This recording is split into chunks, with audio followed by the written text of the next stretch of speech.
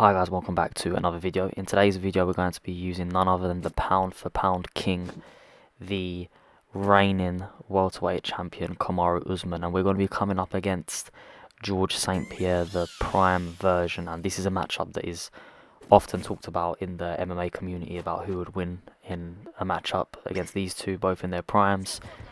And you know, it's easy to make a case for either one, both incredibly dominant. The one thing that we have been seeing that's shared across both is the use of offensive wrestling. Obviously, Kamaru Usman, as of recently, has been falling in love with his hands and been doing a great job in his recent fights, obviously against Colby Covington and that beautiful knockout of Jorge Masvidal. But yeah, I decided to pick Usman, use him on ranked. I don't use him too much, and I was going on a massive tear, had a big win streak, and I just thought, you know what, let me just pick him and see what he's like. I haven't used him in a while. I know that when I do use him, he does feel quite stiff, which is one thing to take note of. But in terms of the power, that really does transmit across, although his punches are a tiny bit slower.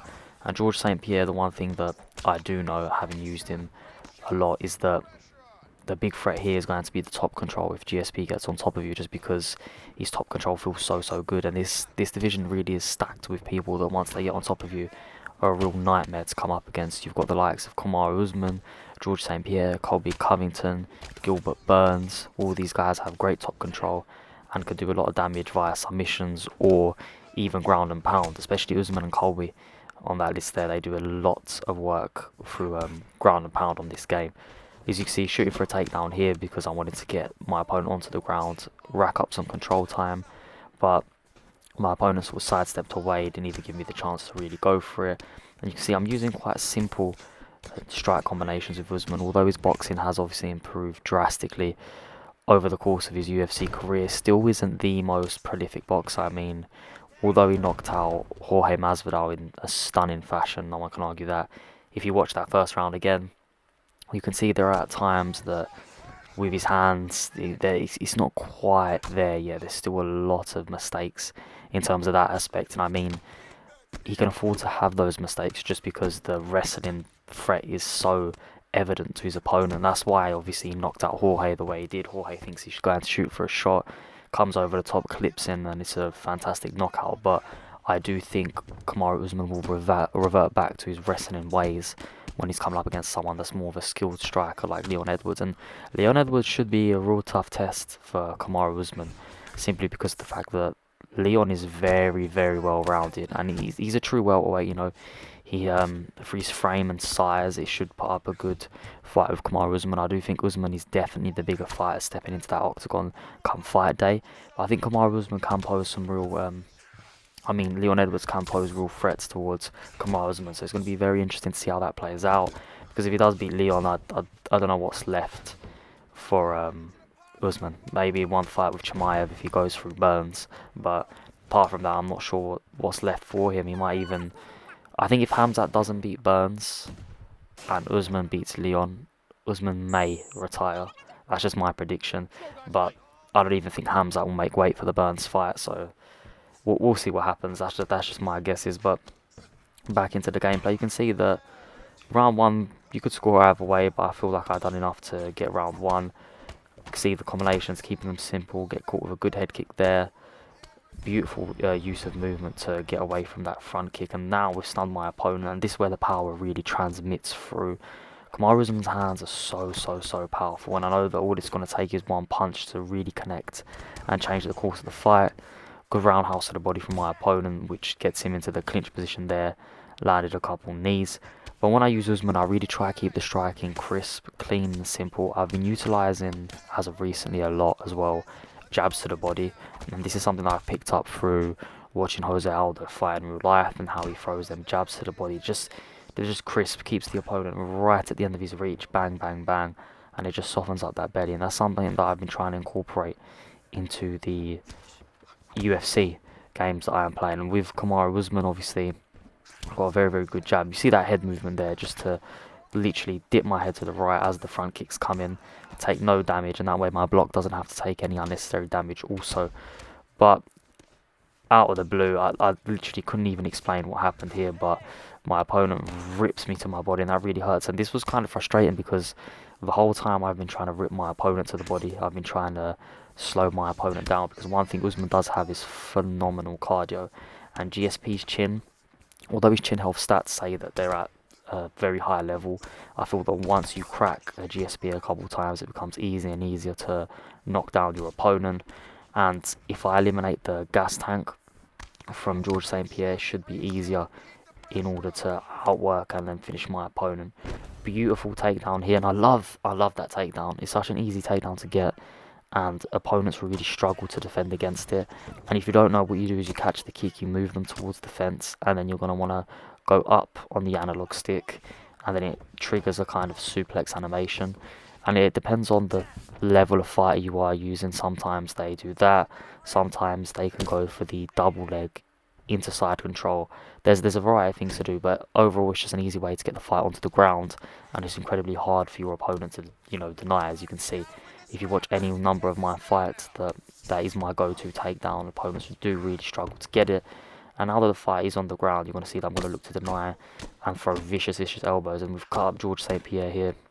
You can see that my opponent, he was smart there. He sort of waited it out, let me throw a lot of punches, and then transition, which is quite a smart thing to do. But in terms of head health, my opponent is going to be struggling here. Does a very good job in avoiding the ground and pound, but there's only 10 seconds left, so my opponent can't do much really here in terms of damage. You see, blocked a couple of strikes, and then my opponent had relatively low stamina. So another good round there in the books. I know that right now my opponent's head health is getting lower and lower, so it's only going to be a matter of time. And I also know that I could feel a distinct advantage on the ground. So I can take this fight in a variety of ways. I can stay on the feet and look to get a knockout finish, or I can shoot for a takedown. But I think takedowns, obviously with Kamaru Usman, is the best thing. You can't fall in love with your hands, because at any moment something could change in the fight, and I'd rather be on the ground in where I'm in control of the situation than on the feet where anything happen. You can see there, get a stun there. My opponent's over aggressive, got way too excited, and then gets knocked down. And again, that's just my opponent's mistake. Got the stun. You can see that my opponent was thinking, okay, I can really get him out of here now. Got overzealous and then got put to the ground. Now I'm on top with Kamaru Usman, which is going to be incredibly hard to get me off. And I'm just throwing little strikes here and there to keep building up GA. Waiting to see where my opponent's going to transition. You can see, deny the transition, throw a couple punches to build up some more GA, and then I transition myself. And for those of you who don't know what GA is, it's grapple advantage. It's the meter above the rounds and the timer, and it will show blue when you have the advantage and red when your opponent does. So when you build up GA, it's faster transitions and it's harder for your opponent to deny.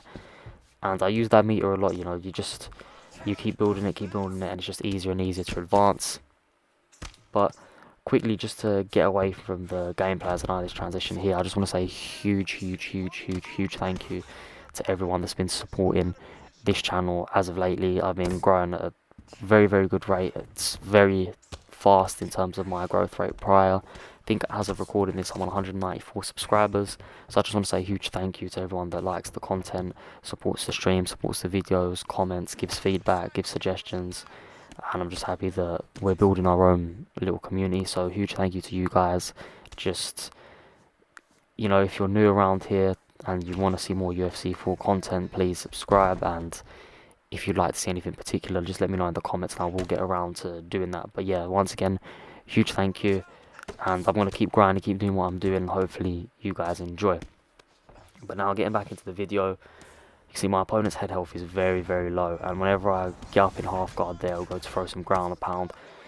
He's already basically rocked. His head health is non-existent, and you'd see not long ago when I went for the ground and pound, I used it to transition to side control, and that was just a way of, saving myself from getting reversed. I didn't want to throw a lot of strikes and then my opponent ended up on top. You can see here, my opponent's trying to do some ground and pound of his own. No stamina, which is very important. I know I have a huge stamina advantage going into these championship rounds. And you can see that I still filter in leg kicks. I'm a very leg kick heavy player, just because I feel like it's such a good base to attack. And even when I'm using someone like Kamaru Usman, who isn't notoriously known for throwing leg kicks, I just feel like it's good to diversify your range of attack, give your opponent something else to think about, especially when you're using someone that's well balanced like Kamaru. I can shoot for takedowns, I can keep it on the feet and box, and I can kickbox to a decent level. Obviously, you can see that kick speed is very, very low, but again, it's just picking at my opponent, getting my opponent to think about something else, and then bang. This was really, really out of the blue. Every now and then my opponent has a very good period where he just explodes into these strikes and does a huge amount of damage. I think the past 2 rounds I've been stunned twice, and then now my opponent secured an early knockdown. This is good for my opponent in terms of building confidence. Now he knows that he's got the ability to drop me, and for me this is not the best bet because that is not ideal. Kamaru Usman does have great health stats, so although I was worried, I know that the groundwork has been set from the rounds prior. The foundations there. The leg kicks are starting to hinder my opponent. My opponent's head health isn't there. My opponent's stamina is not in a great position either. Catch the kick here. Take my opponent to the fence. Take my opponent's back. And you guessed it. Pick him up and slam him on his head straight into side control. And this is what you've got to do. You've really got to mix it up. I wasn't feeling too comfortable on the feet, especially after that knockdown from my opponent.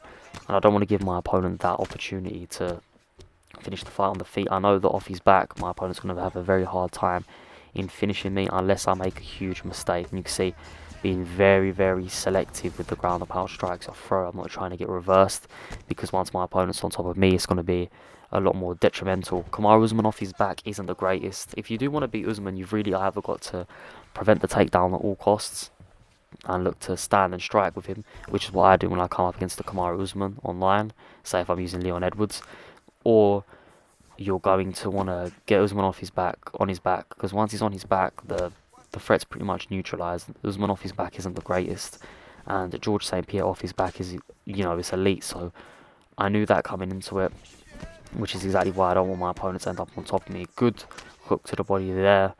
You can see I'm trying to move my head predicting when he's going to throw, but you can see I'm not having much success of that. I'm waiting because I know that my opponent's head health, like I said, is very, very low. It's just going to take one slip up. My opponent rips me to my body there, which is a great combination. Definitely took a lot off my body health there. Hiding behind the jab, doing a great job. Closing the distance my opponent is.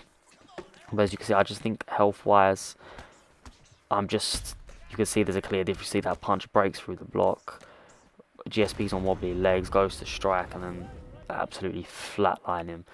But I hope you guys did enjoy that fight. It was against a Division 20 opponent as I was ranking up through the divisions. I think I was Division 15. As of right now, I'm struggling to get past Division 15, to be honest with you. Just getting a lot of rage quits and not getting many points. But yeah, if you did enjoy the video, don't forget to leave a like. If you're new around here, subscribe for more UFC 4 content. Once again, just want to say a massive, massive, massive thank you to existing subscribers and new subscribers, everyone that's been liking the content, whether that's streams or videos. Just a huge thank you. I'm going to keep putting out content on the regular and hopefully you keep enjoying it. But yeah, once again, thank you for watching the video and I'll see you next time.